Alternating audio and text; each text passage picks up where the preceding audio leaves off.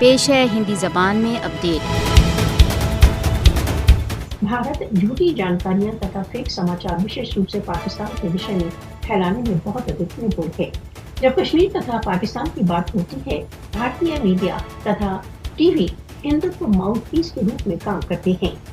भारतीय मीडिया द्वारा पाकिस्तान तथा कश्मीर की कवरेज को प्रोफेशनल जर्नलिज्म का उल्लंघन कहा जा सकता है।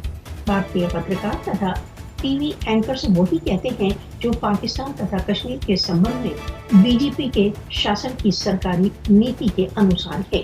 काबुल के सेरेना होटल में अर्नब गोस्वामी का हाल का पाकिस्तान सेना की कथित उपस्थिति का कथन भारतीय मीडिया की पक्षपातपूर्ण रिपोर्टिंग की नवीनतम कार्रवाई है।